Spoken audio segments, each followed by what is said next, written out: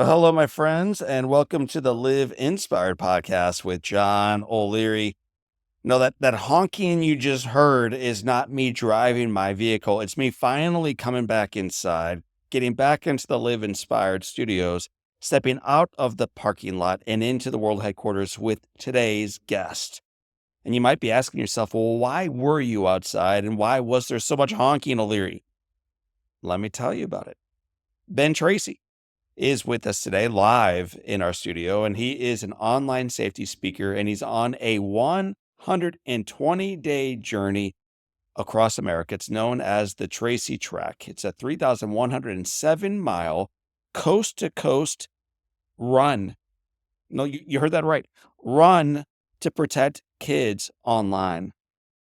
Our guest is running a marathon every single day. Ben is connecting with schools, with community groups, with lawmakers to shine a bright light on the dangers of social media and to discuss solutions for safeguarding our youth. Today, with us live, Ben shares how losing a high-profile job on his first day of work due to social media posts he made as a teenager 6, 7, 8 years earlier sparked his mission. It turns out what you put online follows you everywhere. And yet the story's so much deeper than that. He's going to share the stories of families impacted by online risks. He's going to be urging all of us to work together to protect the next generation from hidden dangers. He's going to be reminding you of the profound challenges we face right now societally, the kids face right now in their individual worlds, and what you can do in your life to make it a little bit better. It's an awesome conversation. You won't want to miss a single step of it. So grab your favorite pair of running shoes and get ready to sprint forward with me as Ben's journey sends a powerful message that no matter the adversity we face, we can transform it into something positive, not only in our world, but the world. Family, friends, daughters and sons, buckle up, get ready for the run. Here we go as I bring on my friend, soon to be yours. His name is Ben Tracy. Ben, welcome out of the elements and into our studio with John O'Leary. Yeah, thanks for having me, John. Where are you coming from today, man? I'm coming from St. Charles, Missouri. I just finished a speaking engagement at high school, and then we'll do this. I'll go back, I'll speak to the parents tonight, and then I'll wake up tomorrow on a marathon and speak at another school and another parent group tomorrow night over in Illinois. What our listeners who are tuning in today may not know is you and I are belly to belly. It's because this kid from Illinois, yeah, he's nearby state-wise, but he's next to me today because you're running across the country. It's one of the most remarkable things outside of Forrest Gump doing this. I don't know a whole lot of other folks that are running across the country. What brings you into St. Louis today running across the country? Yeah, well, less than 400 people have ever done this, completed the run across the country. So I run a full marathon each day, 26.2 miles. I started August 17th in San Francisco, roughly 2,100 miles ago. So more than 2/3 of the way across the country. And the reason that I'm doing it is in the name of youth online safety. So I go to my real job is that I go to schools and I talk to kids and parents and educators about everything that young people are exposed to online today. And that has moved you to such a degree, you're willing to leave behind your friends, your family, your bed, your pets, your favorite bar and coffee shop and pillow to put your shoes on day after day, 82 days now? 82 marathons in, yeah. 82 marathons in as you run across the country. Yeah. I was looking for a new and unique way to kind of get this message out. And it's certainly a massive undertaking. And I think we're getting there in terms of the running, of course, but also spreading the message, and not just me, but the two guys that are with me. And so we live on an RV. So yeah, it's a sacrifice for all of us, but I think it's worth it. When we first booked you, I lost $20 today when you walked in because I said, Amy, there's no way this dude is going to run in right on time. Yeah. And not only to the day, to the minute. Yeah. You said you'll be here at 3:00. At 2:59, the bus pulls up. You and the guys pop out. Your tennis shoes are on. You breeze in as if you were out for a stroll. After 81 days, man, of hitting the pavement, I'm blown away by it. I'm going to back the truck up a little bit. You grew up outside of Chicagoland? I grew up in a small town called Colfax, Illinois, which is right the central part of the state near Bloomington, kind of between Bloomington Normal and Champaign, if people are familiar with Illinois. But super small town of 900 people. We didn't have a stoplight or anything like Really? that. We had one gas station and we had a little grocery store that my parents owned. So that's where part of the work ethic, I think, that could lead to doing something like what I'm doing came from.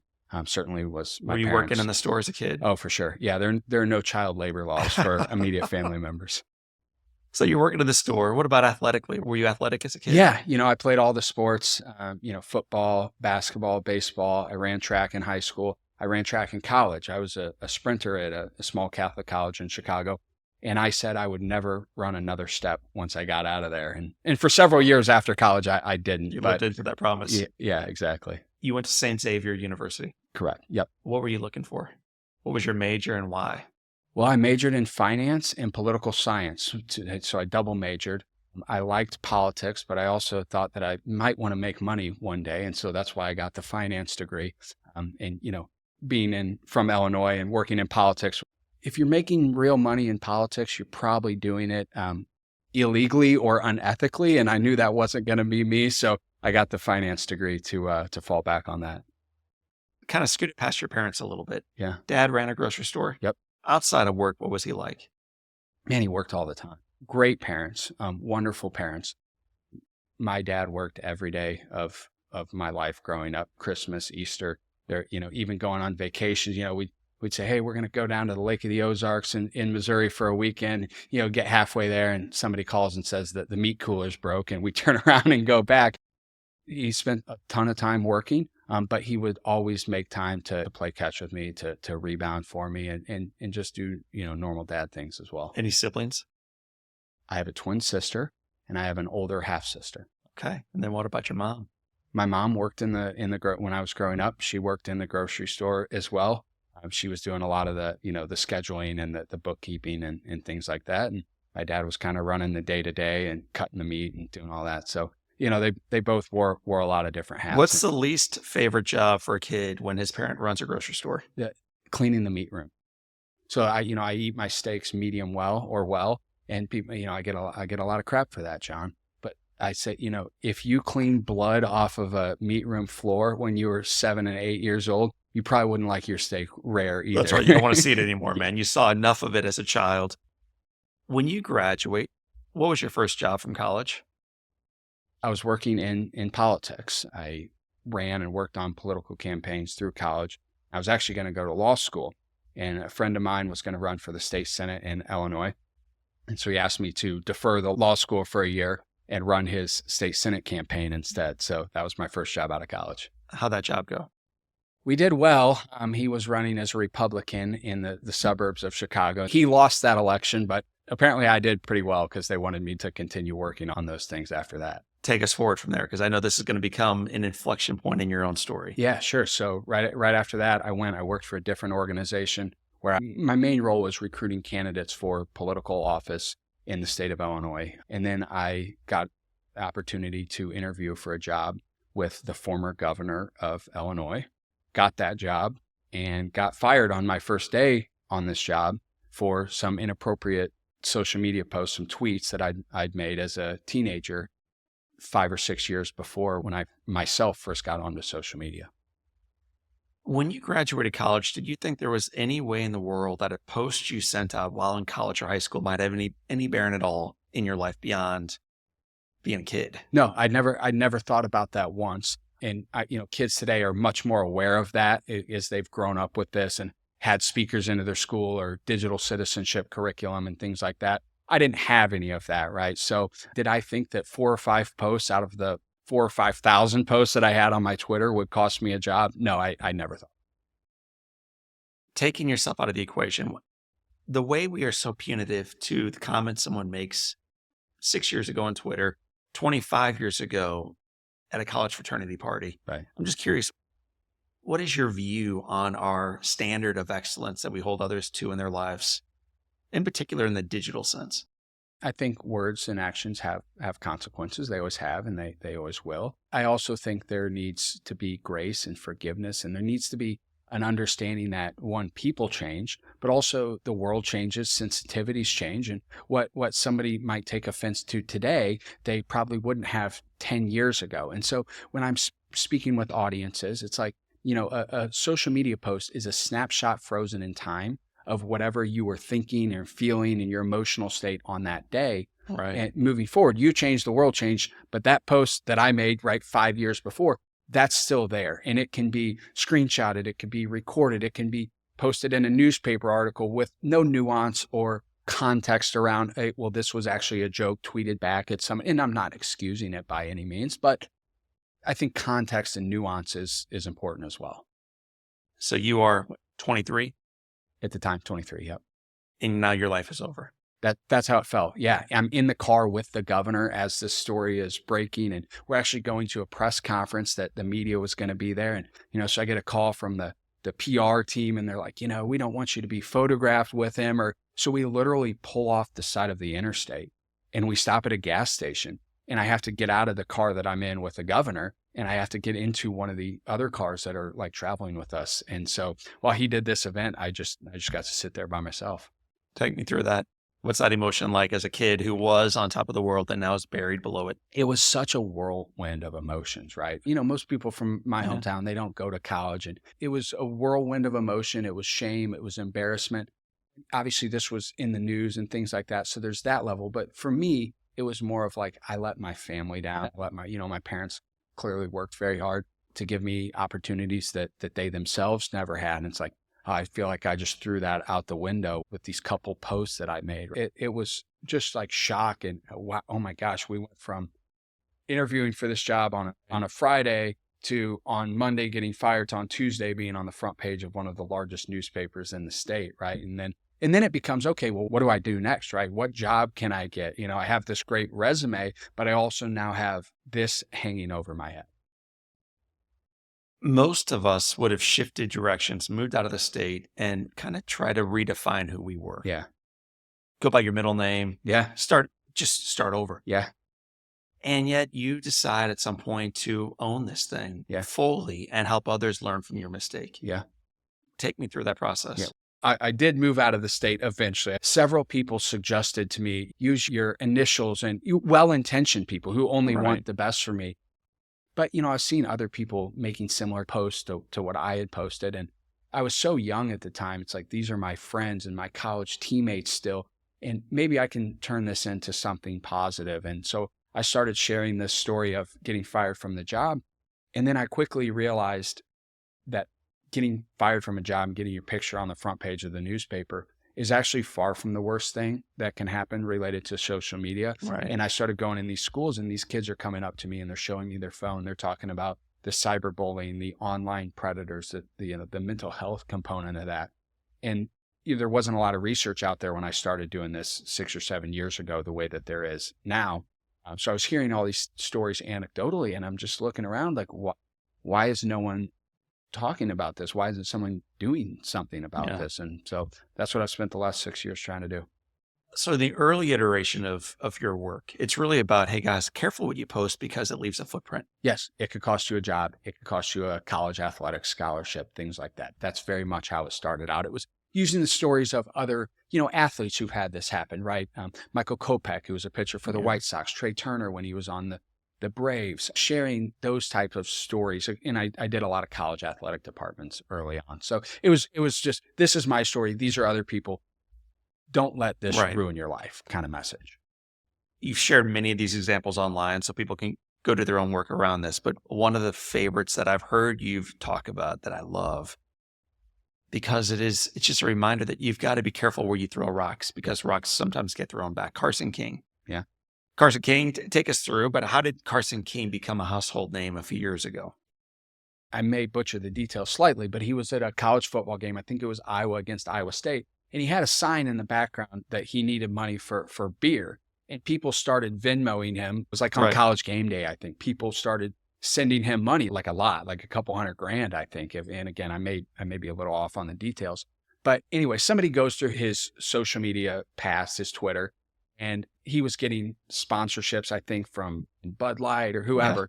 Yeah. And they dropped him from the sponsorship, and it was no longer this funny guy at the college football game. It was this guy who made these offensive posts, and the whole thing blows up. Well, it came full circle because the reporter for the Des Moines, I believe it was the Des Moines Register newspaper, had his own social media history. And then he in turn got fired from his job. And so it really came full circle. And, look, people have sent me some of the news outlets that covered my story, yes, the posts of individuals who work for those outlets and saying, you should post them, you should get them fired from their job the same way they did to you. But I've never believed in the eye for an eye thing. And looking back now, 7 years later, I'm glad that I've taken the path I've taken. Glad you took the path. I'm glad you stepped forward on the path, because not only did it lead you to share stories like Carson King and your own, Right.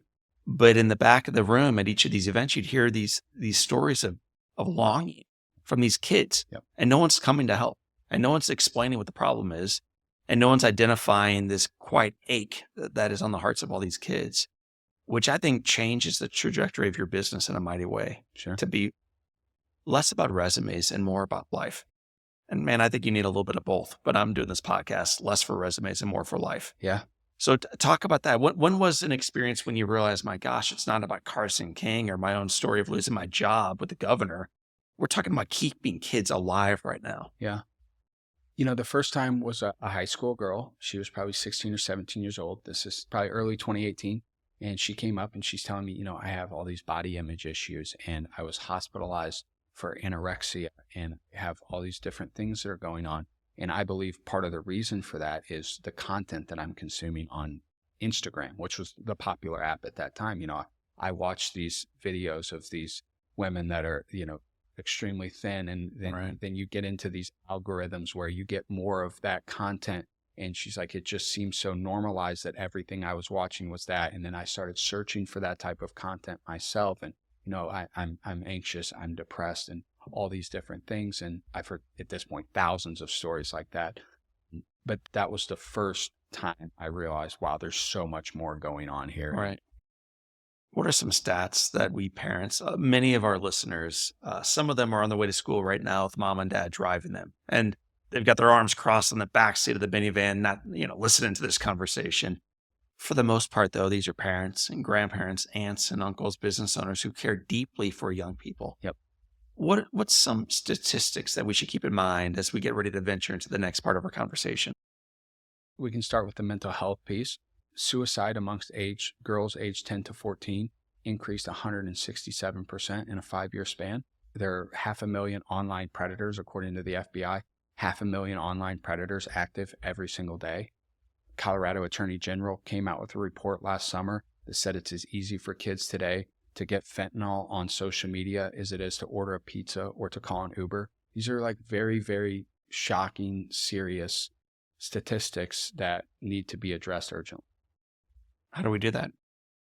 Well, we first educate the kids. I think that's the first step, is having curriculum in schools.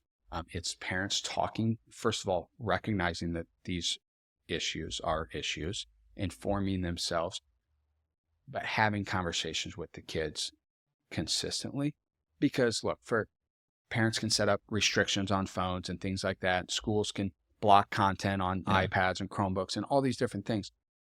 But at the end of the day, if the kids want to get around it, they will find a way to do that. Yeah. They are more advanced than what anyone tasked with monitoring them is. And so I think that's the first step, is educating the students, empowering the parents, right? Encouraging parents to wait as long as possible to give their children smartphones and social media, right? It's schools having policies about social media and now AI and when you can and can't use phones during the school day. And then there, of course, is a legislative side to this, where there are things that can be done at both the federal and state level that would help keep kids safe. So I don't think there's no silver bullet here, right? It's everybody working together in a completely bipartisan way that, look, keep the first things first, which is keeping these kids safe, right? And so it requires everybody being at the same table and having these conversations, because no one of those groups can do it on their own. Today, you spoke at a school called Ashen. Yep.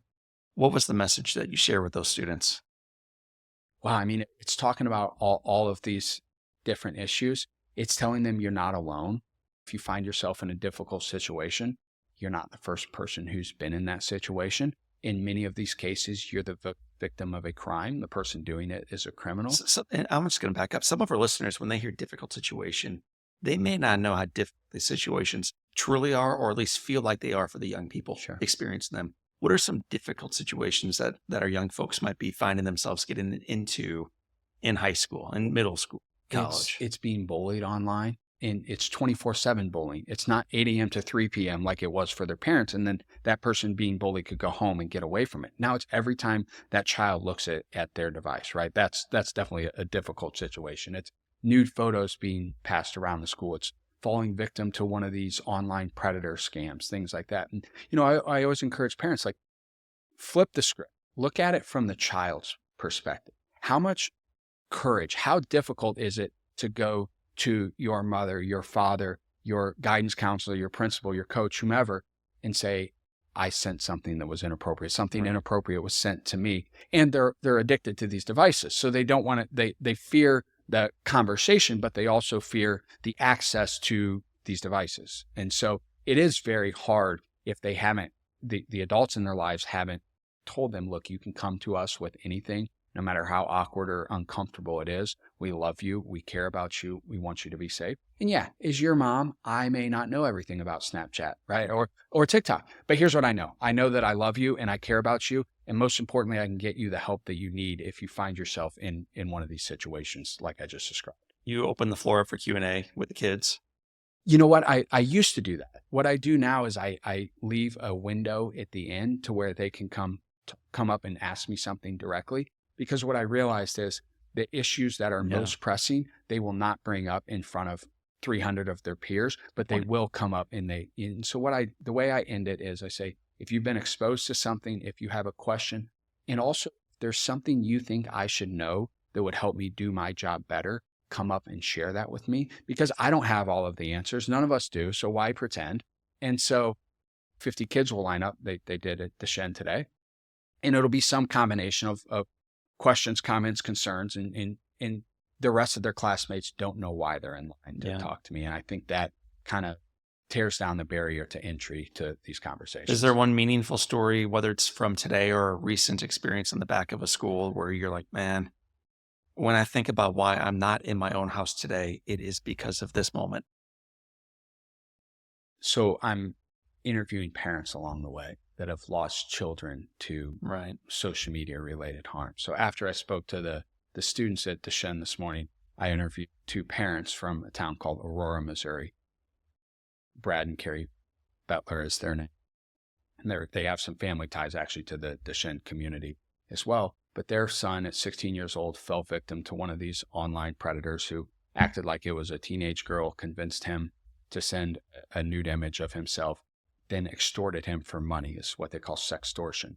And he took his own life on January 3rd of this year at 16 years old. So it's those stories and meeting these families in person that motivates the run and, reminds me of the reason behind it, but also the reason to continue going, right? And it's so great because the encouragement that I receive on a daily basis from the Bettler family, people like Chris Didier, who I know is a friend of yours. Some of the parents, it's like, they're texting, make sure you get a good night's sleep and stretch and do your recovery. And then it's like Chris Didier sending me these like David Goggins, like hard ass videos. And it's like a beautiful thing in so many different ways. And so I do feel a lot of a pressure to finish this mission, this run across the country, because I feel like in a way I'm carrying their legacy and their memory on my shoulders as I do this. As if you don't have enough going on in your life. You're speaking to kids, you're running, you're doing a podcast, you're visiting with families who've lost a child. And then tonight you go back to work. Yeah. You're speaking with the parents. It's going to be a little bit of a different audience, a little bit of a different message than you gave to the kids. But what's the core to tonight's message? And as you're sharing it with them live, give us a sneak peek at it on the podcast, because I think many of our listeners are going to be taking notes specifically on what you're about to say. Yeah. So what can we do as parents to do a better job in this world? Well, if I could summarize everything I've learned in 6 years in one sentence, I would say the parents are the problem. they haven't shown the kids the right way to do this. And I say that to the kids themselves. It's like, we wonder why the kids aren't kind to each other, but then we see athletes, celebrities, politicians, and many of them, their parents, being unkind on Facebook and Twitter. And we're shocked that the kids do it on Snapchat and TikTok, right? And so that's the first thing. They've seen their parents spending hours a day on these devices. So like, why are we shocked? I think that's been the most eye-opening part of this. And then, it becomes having the conversations, reminding the kids frequently that they can come talk to the parents, waiting as long as possible to give access to smartphones and social media, keeping this stuff out of bedrooms and bathrooms and basements and things like that. Parental controls, I go through some of that. And, at the end of it, I say the same thing almost every time to the parents, which is they're growing up in a very different world. They're still children. They're going to say and do stupid stuff just like all of us did. A smartphone is a adult tool in the hands, the hearts, and the minds of a child. And so to think that they're going to act like an adult just because we give them an adult tool is ridiculous and insane. And so they need grace. They need forgiveness. They need the ability to move beyond their mistakes, just like I've been able to, because certainly a lot of good has come from my mistake. So that's kind of my core message to parents. You don't have kids right now? No kids, no. At what age, when you do have your own children, will you say, okay, sweetheart, it is time for you to receive your first phone? I wouldn't give a smartphone before age 14. I wouldn't let them on social media before age 15. And then how do you control the time that they spend on social media? You can set up limits through Apple Family Sharing, Google Family Link. There's a company called Bark that creates a parental monitoring software that allows you to do some of that. And there's more and more new technology coming out every day. Parents have options that now that they didn't 6 years ago when I started, in terms of safe starter phones. There's a company called Gab, Trumi, Bark, who we love, is the best one out there. They have these safe phones where it can block certain types of content, set up the time limits that you mentioned. There are watches out there. Some people are going back to the old flip phones. But a lot of parents think, well, my only option is an iPhone with all the social media on it. Introduce it progressive. Let them show that they can be responsible, and with a watch or a very basic flip phone or the Bark phone. And then maybe it's an iPhone with no social media, and then one social media. And that first one shouldn't be TikTok or Snapchat. They're the two most dangerous of the popular ones. But introduce it progressively. Tell me about that. I mean, most of our listeners, including the one about to ask you the question, shocked to hear that TikTok is dangerous. Yeah. That's just videos, man. Yeah. Videos of cats jumping over flashlights and stuff. Yeah. So how is TikTok? Well, it may start out as that. And that's what a lot of parents think, right? If you download TikTok and just watch it for that first day, maybe that is what you're seeing. But at some point, that child will be shown sexual content, drugs, violence, you name it, it's all there. And then the app knows that they watch that because of the algorithm. And then they get another one and another one and another one. And of course they're going to watch it. Like, they're children. They're curious. Obviously, they're going to watch something that they don't know about that's put in front of them. And then they get more and more and more, and it takes them down this rabbit hole that can lead to some very dangerous things. And I tell parents, okay, online predators, the cyberbullying, like, those are the worst of the worst outcomes. But best case scenario is it's confusing for a child at that point in their lives when they're trying to figure out themselves and the world, and their parents or their school or their coach is telling them, this is how things work. And the internet is telling them, no, actually, it's like this. It is very confusing. And so I think that can create some very bad outcomes. And so that's TikTok, right? Is like a negative, confusing scenario that plays out over time. Whereas Snapchat is more something awful happens quickly that is life-changing in a matter of minutes or hours. So for example, the Bettler family that I mentioned earlier from here in Missouri, from the time their son received the first message on social media to when he took his own life was 2 hours.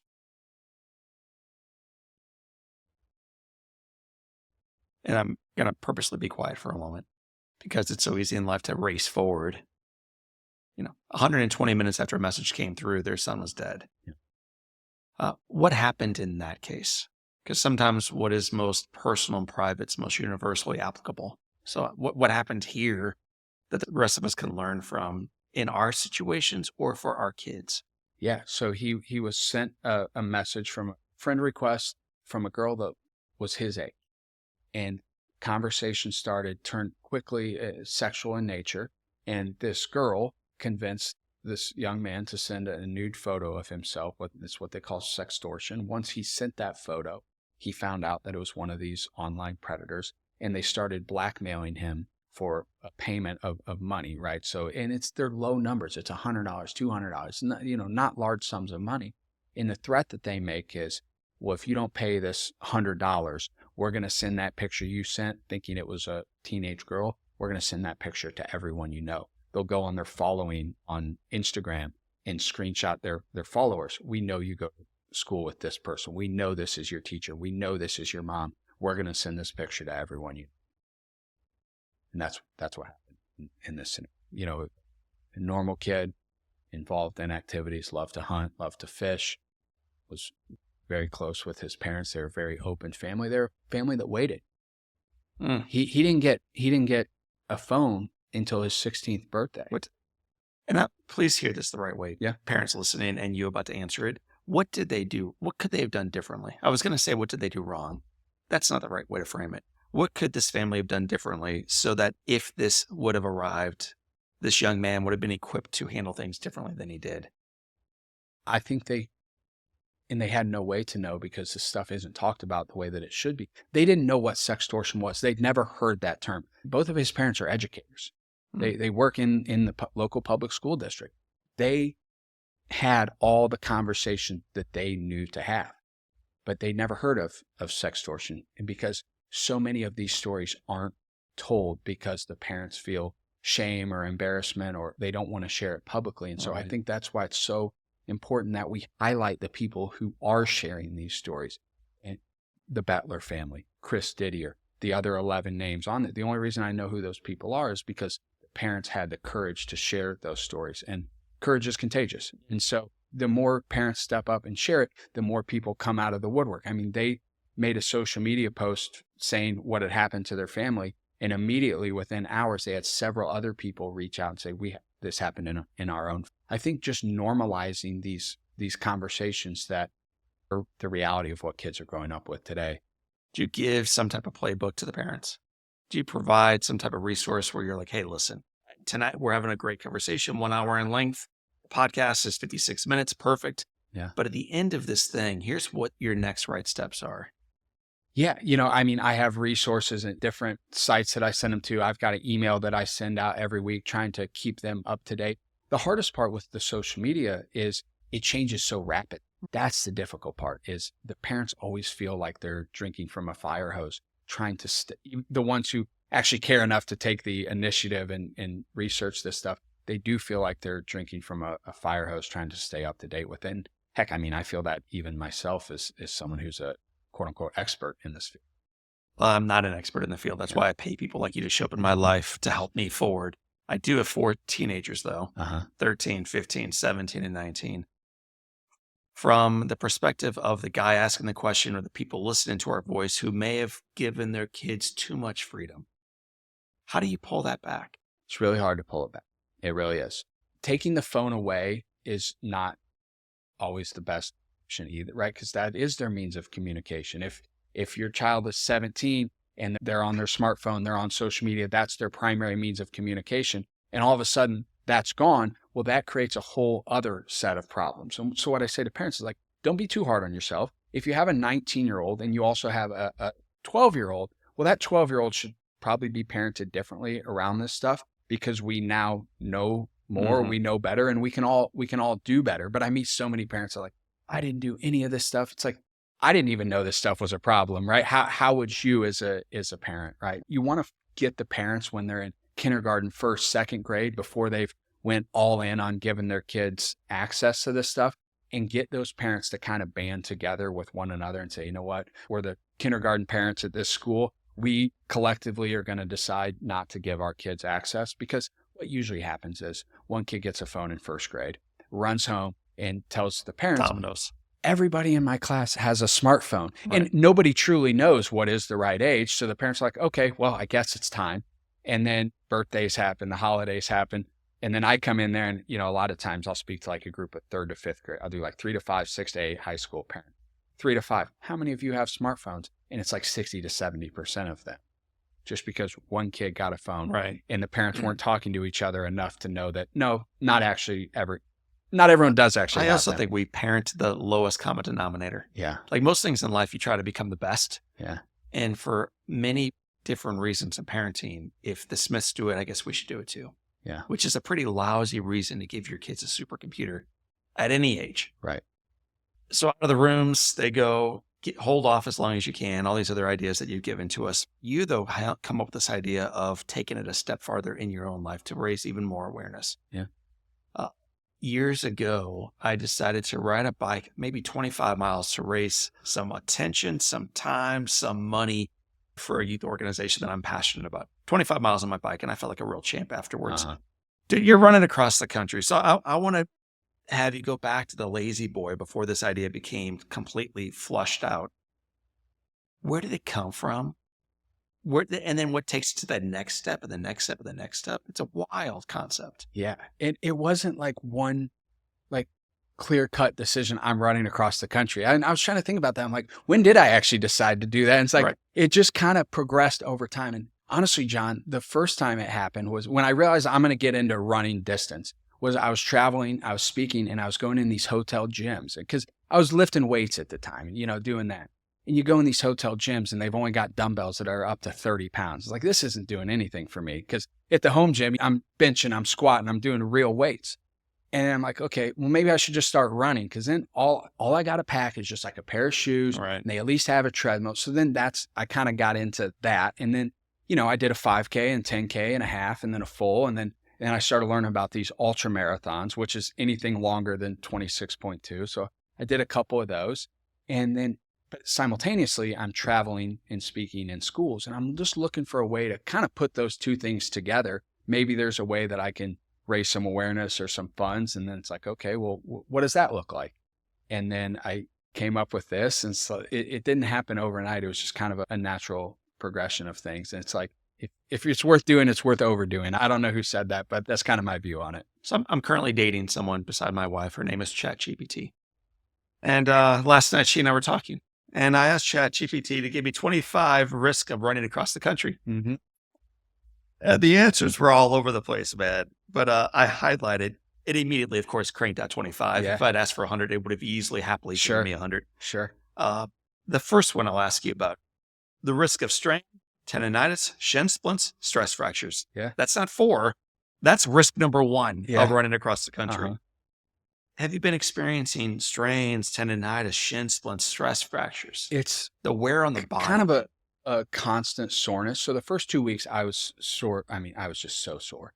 Since then, though, it's kind of been just like a steady state of soreness. I'm over the mileage, right? Just being sore from doing 184 miles a week, right? So I'm over that. It's the, kind of the day to day of, I wear a pair of shoes too long, so my feet start to hurt. And then, blisters and chafing and things like that. The honestly, the worst I've been was like 3 days ago in Eureka, Missouri. I tripped over a curb that I didn't see at all on like mile 25. It's 10:30 at night. And because I'd spoken during the day, so we got started late, and I just fell flat on my face, hit my one kneecap on the pavement pretty hard. So that kneecap's been hurting, and my elbows are a little scraped up and stuff like that. But nothing that I've actually been concerned like I won't be able to progress through this. This one surprised me, but it should not have. Isolation and loneliness. Yeah. I know you're surrounded by a couple guys that are working with you and they're your buddies and you love them and they love you. I know you're surrounded by kids during the day and adults at night, but at the end of the day, it's left foot, right foot, left foot, right foot. Yeah. That's kind of a lonely noise, man, after a while, 26 miles each day. It sure is. Yeah. I mean, it certainly gives you a lot of time to think, a lot of time to listen to conversations like this and podcasts and music, of course. And, the one thing that I'll say aside from social media is when you travel across this country, you realize that most people are actually wonderful, And Will you please say that to my friends who are Democrats and my friends who are Republicans, because they need to hear this about themselves and the people who vote differently than they. Sure. And I'm serious. Like, sure. It is so divided right now, and one of the things you're doing is you're cutting a line right through the middle of it, Yeah. and you're meeting these people in coffee shops and gas stations and truck stops and where they are as they are. And I Yeah. was gonna ask you later on about that, but Man, it's beautiful. It really is beautiful. I mean, the scenery and everything of this run has been incredible, but just the beauty of the people for that you sure. meet is this country is still a wonderful place full of wonderful people. And it's been, I always thought that traveling and, talking to the guy sitting next to me on the airplane or in an Uber or whatever. But this has really, really proven it to me. And that would probably be my biggest takeaway, I think, at the end of this, because we have this bus that we have anybody we meet sign the side of the bus where, wherever we meet them or wherever they're from or whatever. And we've had, people with Trump flags, people with Harris flags, the barista was got blue hair and 3 nose rings and like the priest of the Catholic Church. They've all signed it. Right. Right. So, and they all appreciate and respect the mission and they appreciate and respect us as human beings. And Right. so I think that that's like getting lost. And that's we probably have social media to blame for quite a bit of that as well, in terms of the division that it stows. Number 15, traffic hazards. I know you dealt with floods recently as you made your way through Missouri, but just talk about some of the traffic hazards as you've gone from the Bay Area, state by state, slowly making your way all the way into Illinois. Yeah. So California, we started the first like 3 days. We had no idea what we were doing. Camera guy lost his drone 2 hours in the San Francisco Bay. Then we go up through the south through Lake Tahoe, and the shoulders are about 6 inches wide. And you're trying to figure out, do I run into traffic or do I run with traffic at my back? And so I mostly run into traffic, but then, it's a lot of curves. So you're going around these blind curves and you don't know if anybody's coming until you get there. Right. So then you get to Carson City, you get east of Carson City and it's all desert. There's one town, Fallon, Nevada, which has an Air Force base, but east of there, it's like nothingness. All of Nevada, it's Highway 50 is my route, which is nicknamed the loneliest road in America. And I mean, John, there are times where there were 100 miles between towns.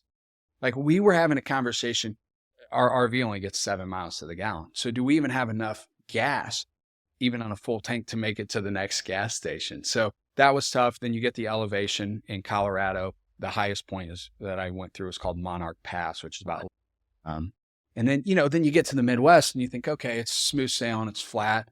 But Dodge City, Kansas they say, somebody there told me this, so fact check it, but is the windiest place in America. And you also have, again, I don't know if any of this stuff is true, but this was told to me by people in Dodge City, that they slaughter something like 12 or 15,000 cows a day. And so they have to get to the slaughterhouse somehow, which is in these cattle haulers that drive down the side of the highway. So I'm running and the air is passing through these cattle haulers. So anything that's on there is making its way onto me. Yes. Right. So it's always something. Speaking of the cattle, 16. So right behind traffic hazards was animal encounters. Yeah. So you met some as they were hauled by you on the way to Dodge City. Yep. But you also, I'm sure, met some as you danced around them, hopped over them. Sure. Talk about some of the animal encounters. Oh, well, I mean, there's a ton of dead animals on the shoulder. You see it when you're driving, when you're running. There are really a lot of them out there. And so you kind of have to hurdle them sometimes, and they smell horrible, of course.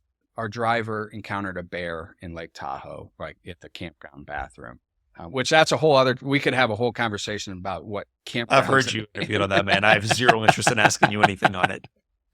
Rattlesnakes, I saw a few, most of them were dead, but several people who've done this run or walk. They almost made it and they got bit. Yeah, like there's Mike Posner, who's a musician. He walked across the country and he got bit in Colorado by a rattlesnake and had to take like, I think, a month off. Psychological toll.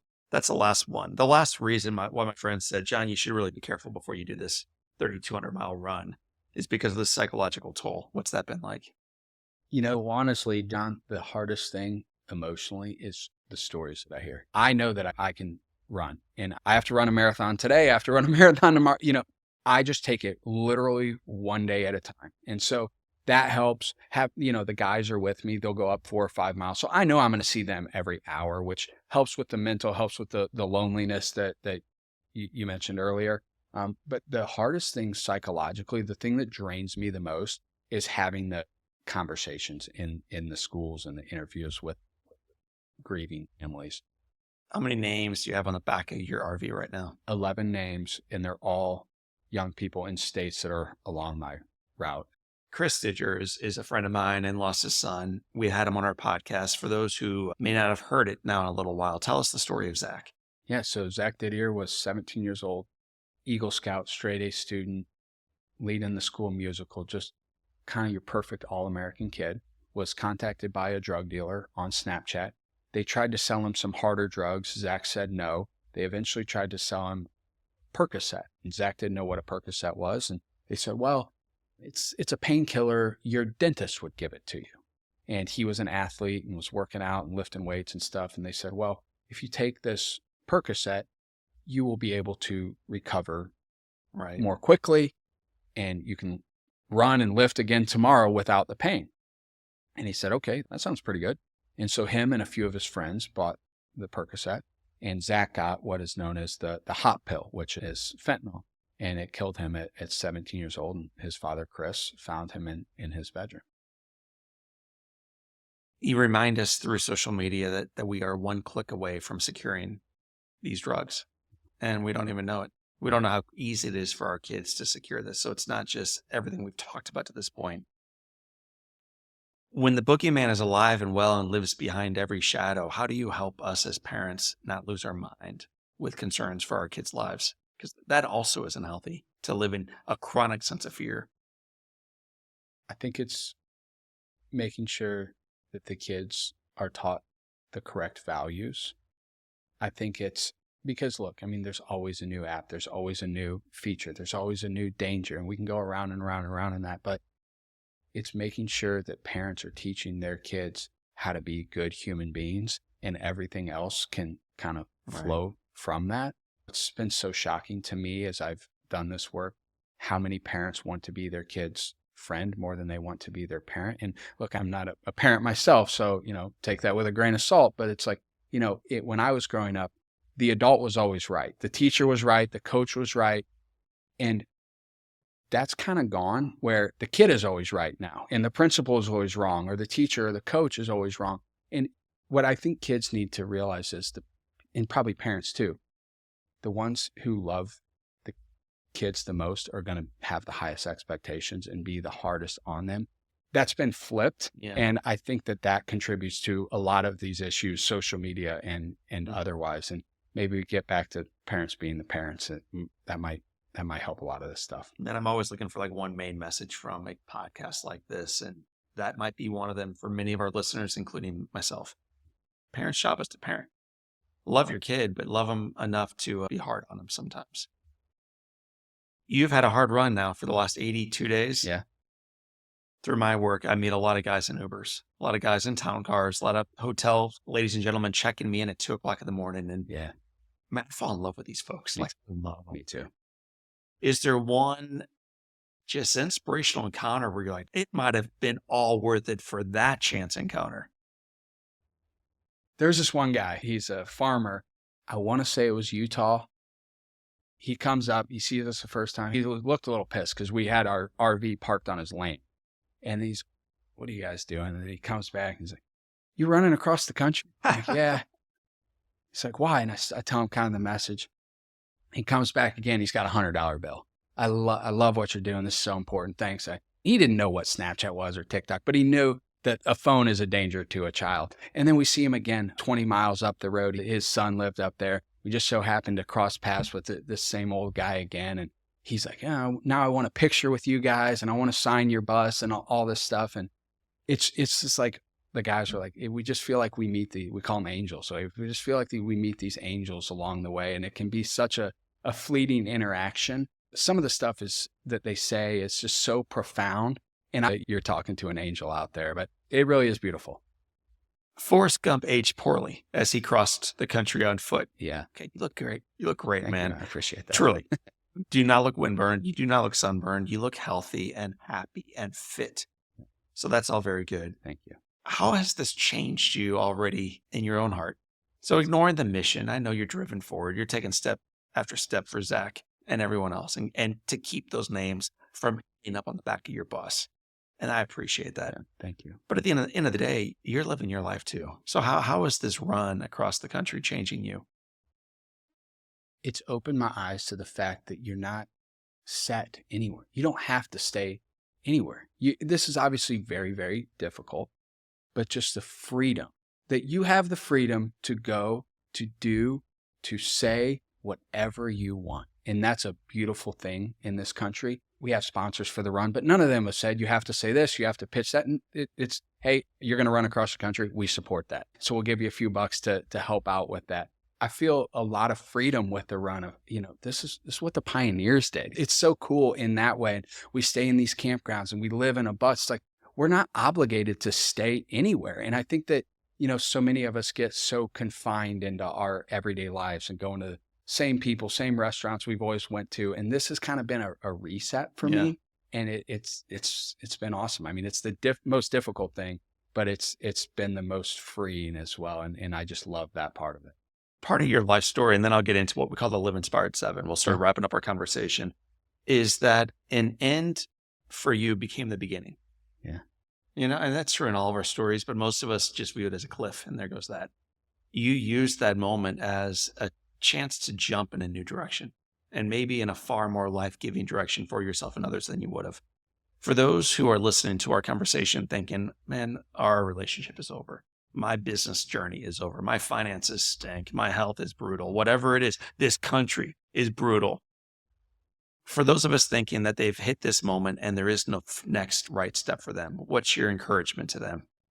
I think I would say do the next best thing, right? What's the best thing you can do today to move forward from and maybe it is, right? Maybe your business is gone. Maybe that relationship is gone. And at some point, maybe you do have to cut that cord.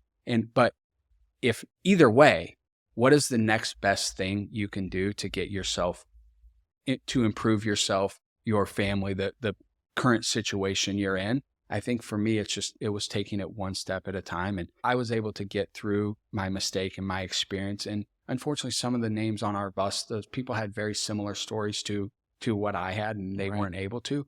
And I have the benefit of perspective and reflection in 7 years. And that's what I hope to articulate to people. But I think it's just, yes, I'm running across the country now, 7 years later, but then early on when I first got fired from this job, it was like, just go get out of bed and make a cup of coffee. You know what I mean? Go walk around the block, right? What's the next best thing you can do right now? And the grandiose vision, at least for me, happened over time. It wasn't on day one. I certainly didn't think I would be running at all, much less all the way across the country, right? So it's just one step at a time, I think, and doing the best thing you can, doing your personal best each day, and the path will chart itself.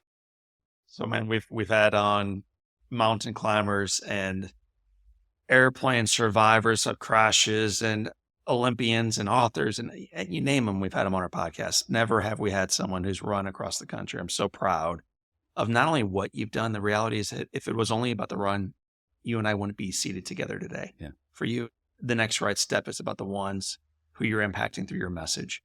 That's so inspirational. So we have 7 questions that tether all of our mighty guests together. They're called the Live Inspired 7. Okay, perfect. Buckle up. All Question number 1, what's been the most inspirational book you've ever read? Man's Search for Meaning by Viktor Frankl, who was in the concentration camps in World War II. And basically his message is you can find meaning in your suffering, right? Something good can come from even the worst possible circumstances. So I read that book at a time in my life when I really needed a message, and I would recommend it to anybody. It's a wonderful read. Thank you. I've heard that a bunch on this podcast. Have you? And when people interview me, it's one I frequently share back. It's a great book. Yeah. What's one positive characteristic or one trait that you possessed as a kid growing up in Central Illinois that you wish you exhibited as brilliantly today? Man, I think it would just be the bravery and the courage to try new things. And I think I've gotten over that a little bit with this message. I hope you start doing something somewhat courageous. Just something a lot more bold than just running across the country to save lives. But in the meantime, while you live your boring, ordinary life, I'll move on to question number 3. If your home caught fire in Nashville and all living things are out, and you had an opportunity to run back in and grab one item, Man, you know what I would grab is I have this book of photos from my grandfather's life. My grandfather actually was born in the same home that my parents live in, country gravel road in the middle of nowhere, Illinois. And so it has pictures of from when he was a child through his service in the military and flying yes, B-17s. And today's Veterans Day. Thank you, everybody. Obviously, they'll hear this later, but thank you, anybody who's listening for your service. And so I think I would grab that book. I love to pick that up and thumb through it every couple of weeks. So that's what I would take. it's a cool thing to have in your hand. Yeah. If you could sit on a bench on a gorgeous day and have a long conversation with anyone living or deceased, who do you want to be seated next to? You know what? I might actually say the same. I might Just say wondering my about that. grandfather. I would say probably my grandfather, or as a Christian, I mean, I guess you're probably obligated to say Jesus, but Jesus and my grandfather, that'd be my two. What's the best advice your grandfather, your coach, your parents, your crew, or anybody else ever gave you? So the best advice you've ever received is? I don't know ever, but when you get to the other side, make sure you stop and you look back. And I think that was so profound because I think it's just a good reminder of when you do something extremely hard and that takes a lot of effort and it's difficult, look back and see how far you've come and what you've accomplished. Maybe even if it's not something positive, but it is valuable to reflect and look back. What advice would you give yourself at age 20? This college junior at St. Xavier University, on top of the world, man, and climbing higher. What advice does he need to hear? This is going to sound like a cop out, but I don't think I would give advice. I'm happy with the way things have turned out. And I think if I gave myself one certain piece of advice, that it might change things. And I'm not here sitting with you having this conversation right now and doing what I'm doing. So that's probably a cop out, but that's honestly how I feel. Ben Tracy, marathon runner extraordinaire. It has been said that all great people can have their lives summed up in one sentence. How would you like your one sentence to read? And I think I would just say, that I showed up for the things and the people that mattered to me. I just think that's so important as a son, as a brother, as a friend, and in my professional work when I saw something that needed addressed and someone who needed help. Well, man, I just thank you for doing what you're doing, for showing up for your friends, for showing up for people who were not your friends, and you're making them your friends. Yeah. There's an easier way to get through life than putting on a pair of tennis shoes and running across the country. This isn't an ego exercise. It's not a branding play. It's a way to keep people alive, engaged, and part of the solution. So I thank you for showing up for us. Yeah, I appreciate it. Thanks for having me, John. Ben, where can we learn more about the steps that you're taking forward? TracyTrek.com is the website for the run. Ben J. Tracy, ironically, on Instagram. So Instagram, Facebook, YouTube. It's a blessing and a curse for sure, but we're on there. Well, man, I'm grateful. I'm following you there, and I'm grateful for your steps. So, my friends, that is the voice of Ben Tracy. My name is John O'Leary, and today is your day. What a gift. Keep running forward and live inspired. Well, my friends, I was shocked by some of the statistics that Ben shared today regarding youth online. According to the FBI, there are 500,000 online predators actively engaged every single day. The Colorado Attorney General says it is as easy for kids today to get fentanyl on social media as it is to order a pizza or to call for an Uber. And a quote from Ben that I jotted down while he was speaking is this: "A smartphone is an adult tool in the hands, in the hearts, and in the minds of a child.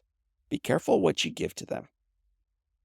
My friends, if you were as moved today and as inspired today and as convicted today in the conversation as I was, and you want to continue learning how to protect our children online, you may want to listen to Tina Meir. She is found at episode 506. Tina's life changed profoundly on October 16, 2006, when her 13-year-old daughter, Megan, took her own life following a cruel cyberbullying hoax. On a mission to support and inspire actions to end bullying, cyberbullying, and suicide since Megan's death, Tina founded the Megan Meyer Foundation. By empowering our society to celebrate individuality and the acceptance of others, Tina believes we can work together to make a difference and create a safer, kinder world. It's an emotional, powerful episode. You won't want to miss it. You can join me right now online at johnolearyinspires.com/podcast. We'll have a link to it in the show notes. It's episode 506 with my friend Tina Meyer. My friends, fellow runners, brothers and sisters, I'm grateful that you joined us on the ride this time. I'm looking forward to the next time. So for this time and until then, my name is John O'Leary. Today is your day. What a gift it is. Live inspired.